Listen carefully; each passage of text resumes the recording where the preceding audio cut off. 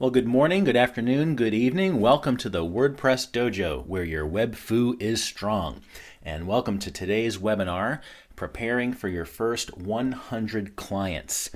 The main goal of this course is to help you set the foundation so that as you start taking on new website clients and building more and more websites, or even just building websites for yourself, if you're setting up a affiliate marketing system and you're going to be having dozens of websites, or a e-commerce based system, or an entertainment based network of websites where you're going to derive income or simply derive pleasure from them, from the sheer pleasure of creating your own web network, you will be able to do that without having to run into the spinning plate methodology, where you basically feel like you are spinning plates 24/7 trying to manage all of your websites.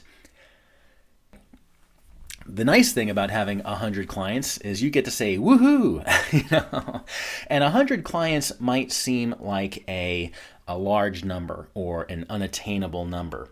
But as you start building your business and your reputation starts getting along and you start getting more and more clients, if you watched our webinar on creating your webmaster money machine, where one of those things was about marketing, and you can very quickly, after a while, maybe within 12 to 24 months, get yourself 100 websites if you find yourself a niche and just keep pumping them out one after the other and having a methodology to do so. So under that seminar, you'll be able to see how to get to the 100 number, but this seminar is going to be able to let you to do that without getting overwhelmed and feel like you're doing nothing but spinning plates, doing nothing but management.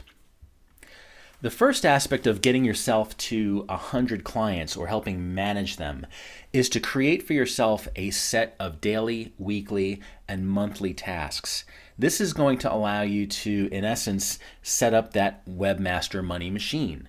You need to know every day what you need to do. You need to know every week what you need to do. And you need to know every month what you need to do, so that things don't fall through the cracks, and also that they get done in a timely manner, so that, again, you do not feel overwhelmed and get yourself into plate spinning mode. The second thing in business organization is billing. Our purpose in building a web development business is to make money. And you do not make money if you do not bill. And so that is among the various things that we do daily, weekly, and monthly. And as the proverb goes, it's not just how much money you make, but how much money you get to keep.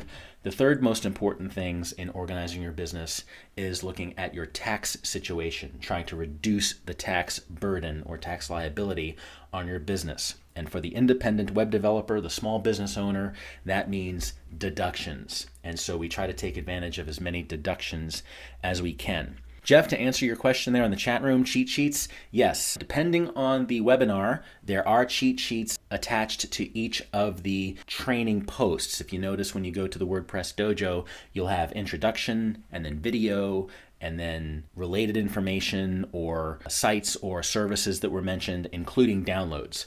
So I will be providing a download for this class, and I will be also providing a download for the last class on the Webmaster Money Machine, which basically gives you a slight template on these types of tasks. So thank you. I was going to mention it later. I will provide downloads that will assist you in doing this. So an example of your daily, weekly, and monthly task list.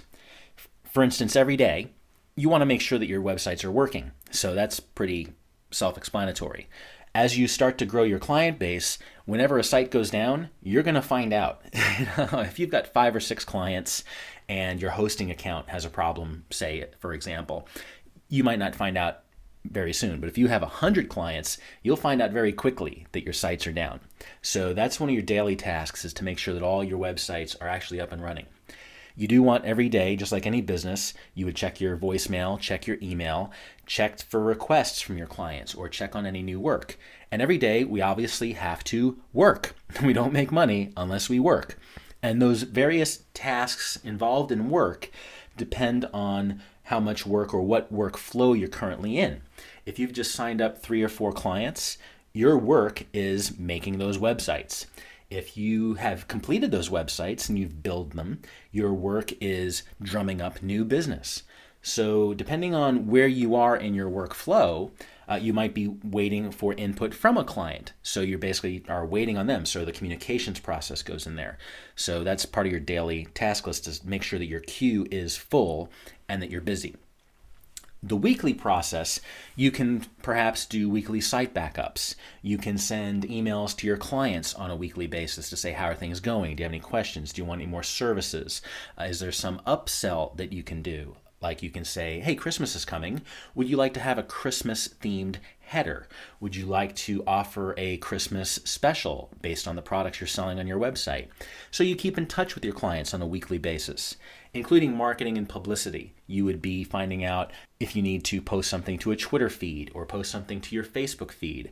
And you can use a website like Hootsuite where you can schedule all of your posts that are going on. So every week, say every Monday at 10 o'clock, you go in and schedule your posts for the upcoming week so that people know, oh, you're going to be conducting a class on Thursday. Oh, you're going to offer a free webinar on Friday, or you're going to do such and such for your clients. So you do a weekly marketing and publicity campaign. Monthly, this is where you do a big chunk of your work. You want to do your client billing. You can bill on the 15th of the month, the 1st of the month, whatever it is, as long as you do that billing. That's very important. The other thing is, again, client communication. You want to keep your clients happy. And by keeping in touch with them, it also keeps you at the forefront of their head so that whenever there is an issue or an opportunity, they can say, hey, we need to partner with our web guy because we want to have this sale.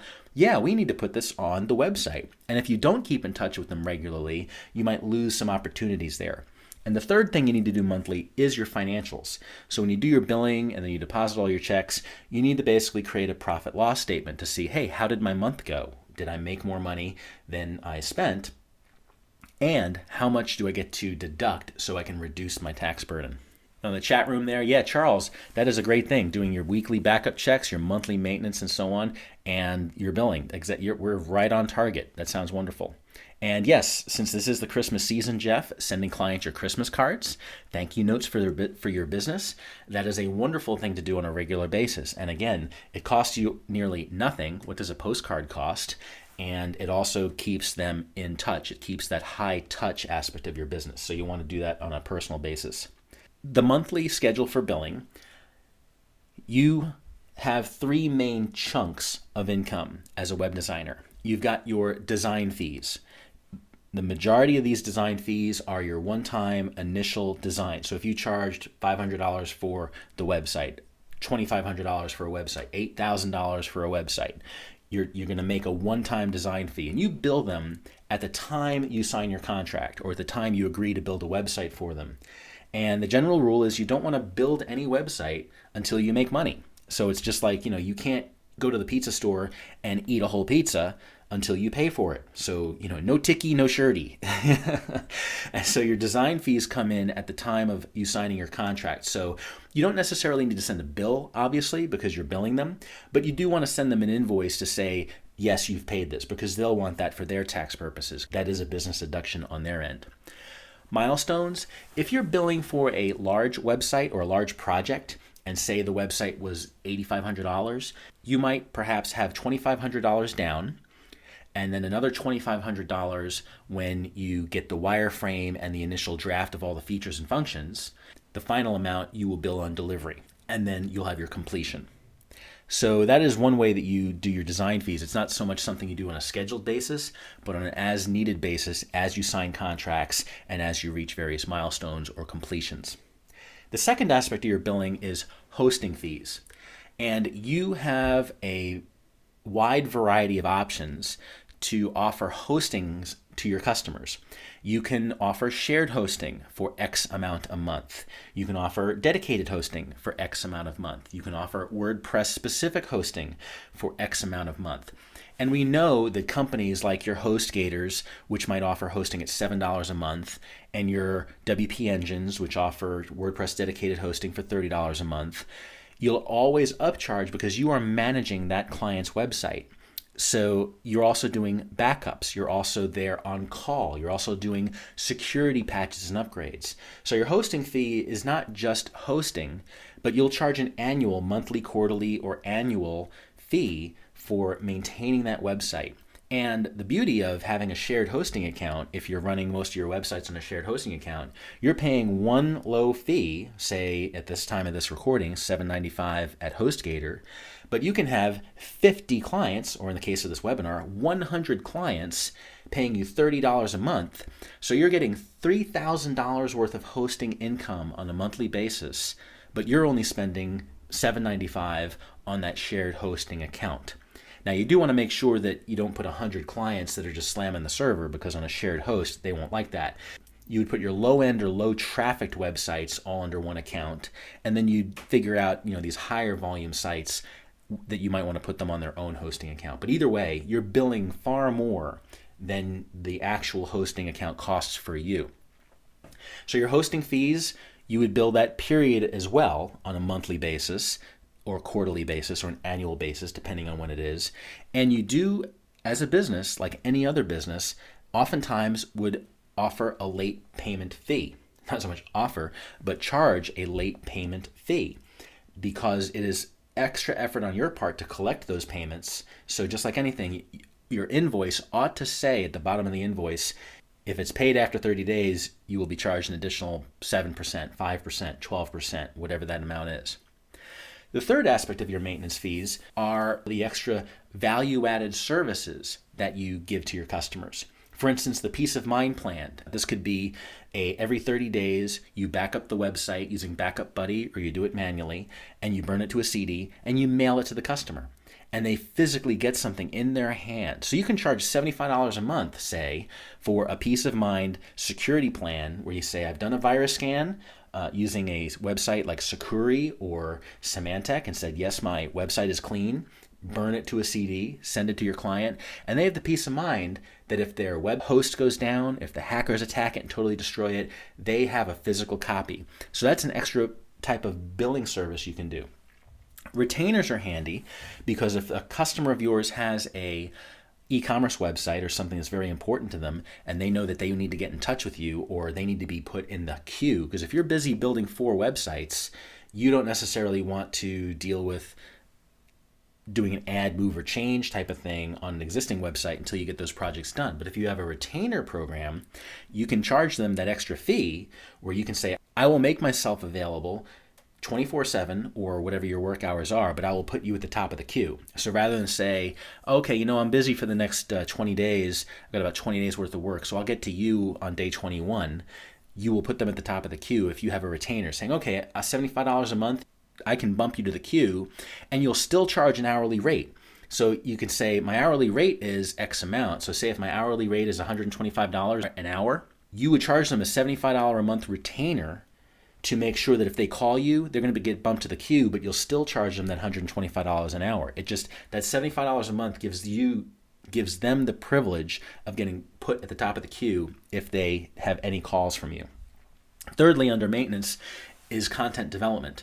You can have a monthly blog post fee. You can have a monthly content development fee. So if you're working with a pet store, say, you can say, I'm going to post something every week about a featured cat, a featured dog, or if it's a church, you can say, I'm updating your weekly sermons and your weekly pastor's blog and the news and events section.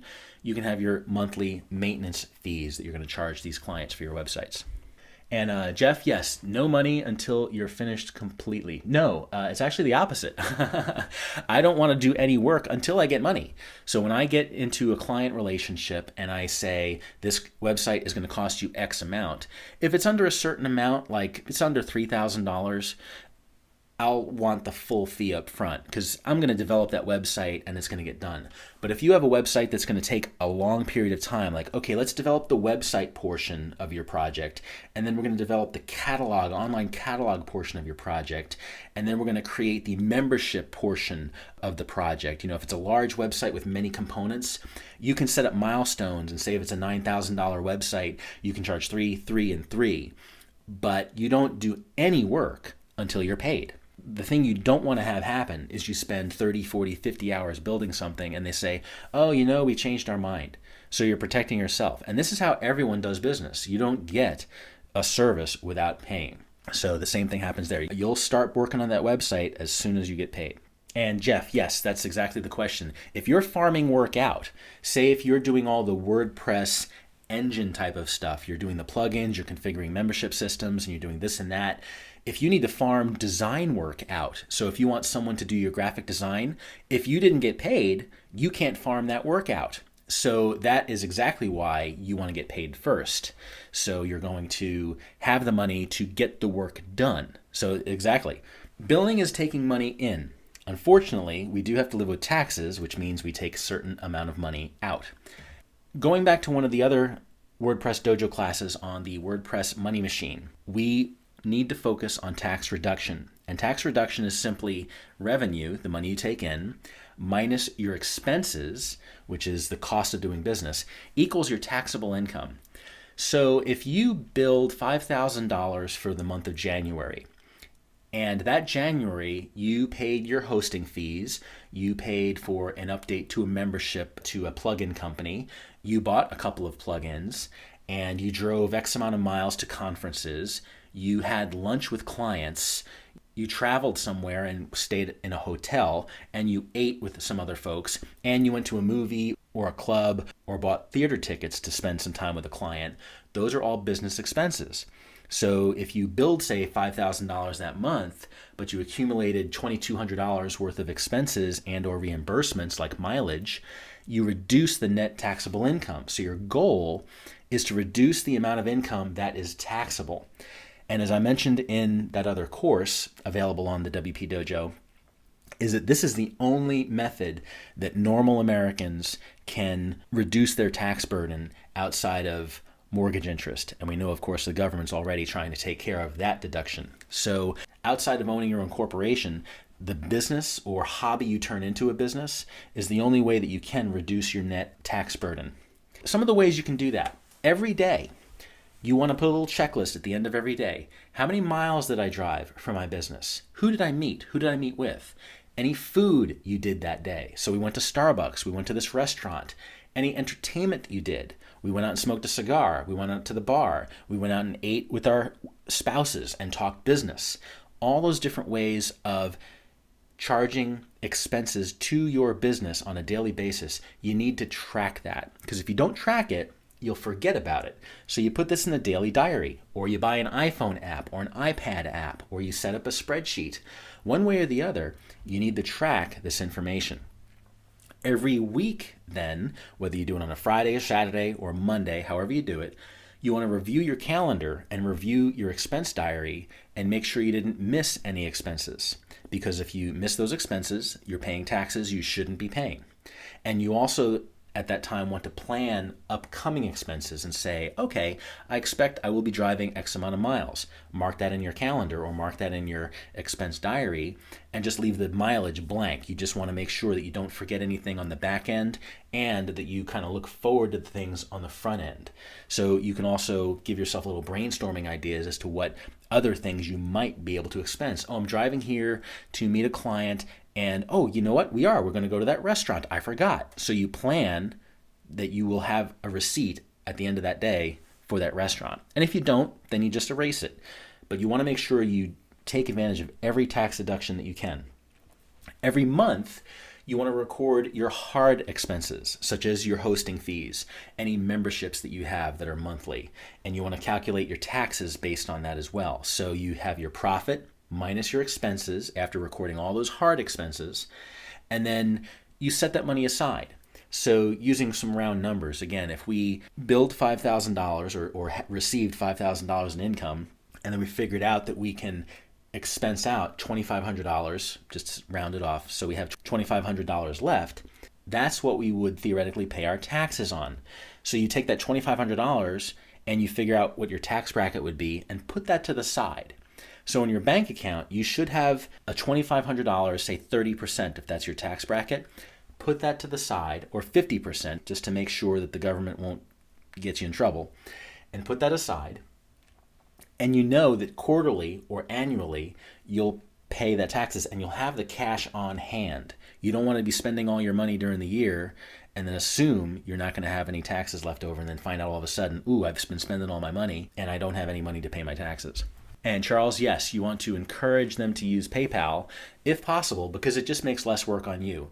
In fact, you could put that on your contract that you can say, for my monthly hosting, I will charge you, say, $35 a month for web-based hosting if you use PayPal, but you'll be charged $39 a month if you go by the check system. So if I need to collect a check and deposit checks, it costs you $39 for a processing fee, but if you do it with PayPal, I'll only charge you $35.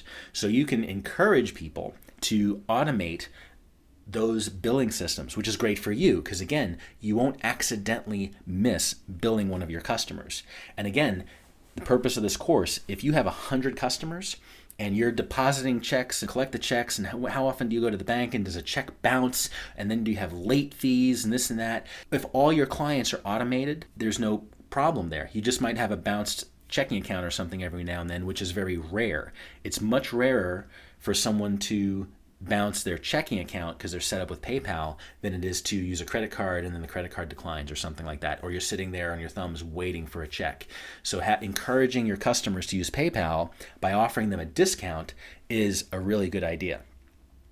And Jeff, your question there about having receipts, the answer is yes and no. The general rule, and this is the IRS rule, is that if it costs less than $75, you don't need a receipt. But it is a good idea just to have the receipts just because you can. It's a little lazy to not save your receipts, considering that if you ever did get audited and all of a sudden you have an empty shoebox with only 1/5 of the amount of receipts you should have, because how many times will you go to dinner and it's more than $75? Or how many plugins will you ever buy that cost more than $75? Most of them cost less than that. How many events like going to the theater or having a drink or going to the pub or something like that with your client will be over $75? Very few. So it's just a general rule in my mind, just keep the receipt. Because what I do is I use a program on my iPhone and I just have to snap a picture of it, type in the client, who, what, where, when, and how much, and bam, I'm done. So then I could throw away the receipt. I still have a copy of it, but I track everything in my expense program on my iPhone. And again, it doesn't have to be the iPhone. It could be on paper. It could be in your Daytimer, as long as you keep track of it. Yes, you do want to write it down. Yeah, write it down or put it in your spreadsheet. And that's part of your, let me go back a slide. That's part of your daily, weekly, and monthly tasks. You want to make sure that you do every day, keep track of your expenses for that day. Because if you wait 3, 4, 5 days, you're like, oh, what was this receipt for and who was I meeting with? You just get rid of that. You get rid of the whole headache, and it's less stuff for you to have to think about. Since most people, if they're starting a web development business, they already have a day job. Just a little suggestion here about paying taxes. You can either pay your taxes quarterly, meaning you save up 30, 40, or 50% of your money every quarter, and then send a check to the government using the quarterly tax form. Or you can, if you have an employer who's already taking payroll taxes out of you, you can have your employer bump up your withholdings. So if you're taking home X amount, you can tell your boss, hey, take out an extra $500 a month for taxes because you know you're going to have to pay it. As long as the government gets their money, they don't care how they get it, and they want it in a timely basis. Of course, we can't charge them interest if we overpaid our taxes, but they'll be happy to charge us interest if we underpay our taxes. And what I had done early in my consulting career, I was making really good money when I was in New York, and we would actually just withhold more and more of my wife's paycheck so we can just keep track of that. And it came to the point where we were withholding 100% of my wife's paycheck because of the amount of money I was making. And at the end of the year, I paid 0 taxes, or I didn't have to pay any additional taxes. So rather than me having to file quarterly, we just paid every month, but we paid additional taxes through my wife's paycheck at her employer. But all of my 1099 income for consulting, I was paying my taxes through my wife. And of course, we filed jointly, so that is a legitimate way of doing it. And it saved me the hassle of having to file quarterly. I just knew how much money I figured I would owe in taxes, and we took it out of my wife's paycheck or had her employer withhold that much more. Charles, if you place the funds in a savings account and pay it when it's due, if you have an interest-bearing savings account, yes, you would make a little bit of interest. So say if you made $5,000 in January, February, and March. And every month you put X amount into that savings account. So say if you figured you owed $1,500. So you put $1,500. So you got $4,500 in this little savings account on the side, which you save onto the side for taxes. You very well could make money if it is a interest-bearing savings account.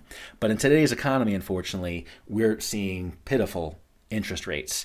So the amount of time and effort it would take to manage a separate account, it's a good idea logically to separate your money. That's why even though as an independent consultant, as an independent web developer, if you're not a corporation paying yourself a salary, if we're just an LLC or a DBA, all of our income is personal income. So if I had a day job and I was making $30,000 a year, but then on web development I made $20,000 that year, it just shows as personally I made $50,000. So regardless of how the money is made, the government looks at it as one stream. But personally, it is a good idea to have a separate personal account and a separate business account, because in your mind, you can actually make profit loss statements. So if you're in Quicken or QuickBooks or iBank or whatever banking program you use to manage your money, you can quickly make a report that shows, oh, I made this much income and here's my expenses and here's my net.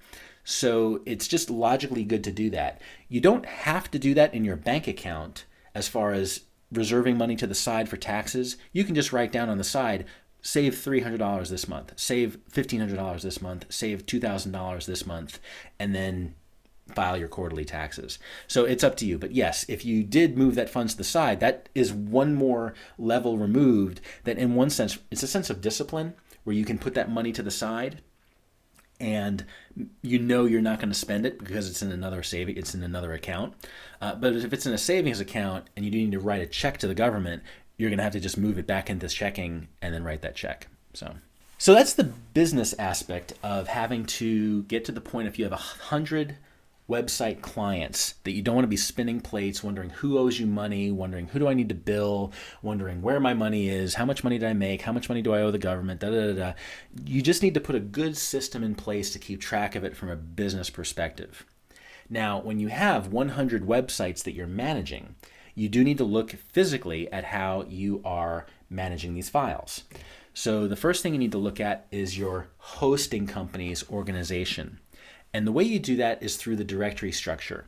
When you set up your website host, you get what is called your home directory. And if you set up a website at, say, GoDaddy.com, they're going to ask you for a domain name. In my case, it was my name, AnthonyNavarro.com. And so under my host, if I looked at my root folder /home, right in that root is where all my WordPress files lived for my website. In the cPanel File Manager, you will create a sites folder. And this folder is where every single one of your clients go. So if you've got 10 clients, you'll have 10 folders under here. If you've got 50 clients, you'll have 50 folders under here. You could go to another level of breakdown where you can have free sites, paid sites. Like if you do some free websites, say for your local church or a local not-for-profit, or you did a site for your family, your cat, your dog, your children, you can, just to separate them, you can tell yourself, okay, here's all my actual real clients and here's all my personal sites. So you can do that if you want. I personally don't. I started doing that at one point and it just became a little cumbersome. It was just nice to have under my root account a sites folder and put every one of my sites in there. That also makes it real easy to back up your websites. You can use the cPanel zip command and just click on your sites folder and all your websites get backed up. You still have to go into PHPMyAdmin and back up all your databases, but this is one great way, provided that these websites don't have hundreds of megabytes worth of stuff in each one of them. Like if it's a church, you're going to have podcasts every week, so that site folder will get unmanageably large. So you might want to put large sites in one folder and small sites in another folder, and then you basically do 2 backups.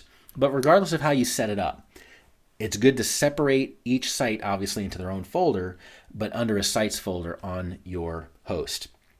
And if you wanted to get some more information about that for backup, there are 3 courses available on the WordPress Dojo under the WordPress Backup and Disaster Recovery section that will show you how to back up WordPress using cPanel, how to back up using Backup Buddy, which is probably the best plugin available today for WordPress to back up your website or migrate your website, and hardening WordPress against attack. Those are 3 good classes that'll help teach you how to do that.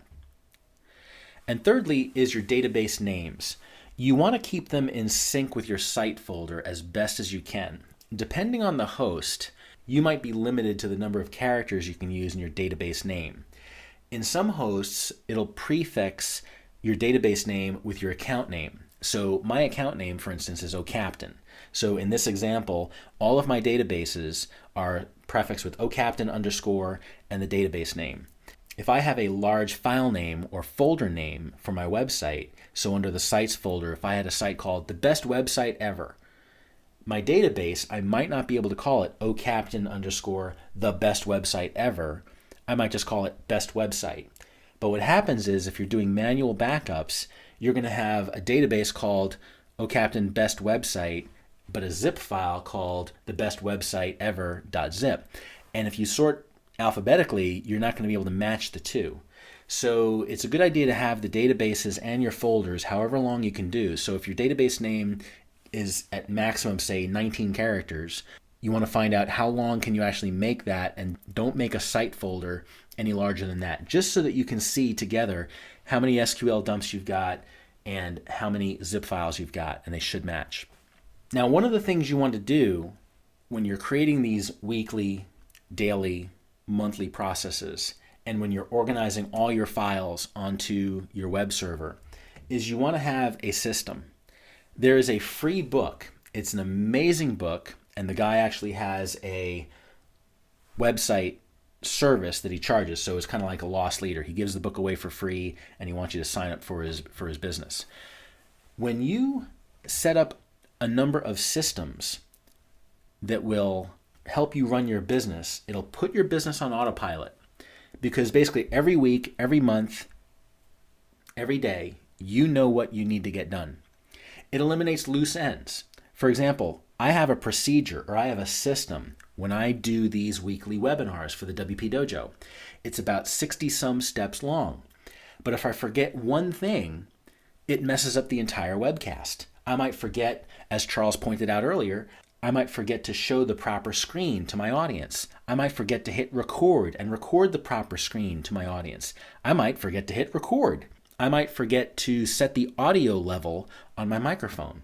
All these little things need to get done to make it work, and I need to eliminate my loose ends. I need to make sure I don't do any mistakes. So when you set up a system, when you're setting up a website, you can say, create a folder under sites that has less than 8 characters, create my database that has less than 8 characters, upload my WordPress zip file, extract my WordPress zip file, run the WordPress installer, install the Backup Buddy plugin. You set up step after step after step, which is very repeatable, very reliable, and increases your productivity. Because say if you were setting up your website, you have to go to your hosting company, you have to log into your hosting company, you then have to upload your files, and then you have to go to the cPanel option, and then you have to click on here, and then you have to do, okay, great. Well, then you log out. You just did it all in your head. And you're like, oh, I forgot one step. I forgot to change this on my htaccess file. You have to go through that whole process all over again. You just wasted time. So by putting systems in place, by putting procedures in place that you follow religiously, it'll increase your productivity, which helps you get to that 100 number very quickly. It helps you get to the point where you have 100 clients and you're just churning your websites out, again, one after the other, based on the philosophies given in the Website Money Machine webinar. So the more productive you are, the more money you make, the more reliable you are in keeping track of your expenses, the more money you keep, and then the more reputation you gain, which will give you even more clients. That's another thing I didn't put in this. I don't have a slide for it, but that's another thing about a system is your self-marketing. What do you do to get yourself out into the business world? Do you go to networking clubs? Do you go to meetups? Do you go to a Toastmasters? Do you go to a Chamber of Commerce social to meet all of the other business owners in your area?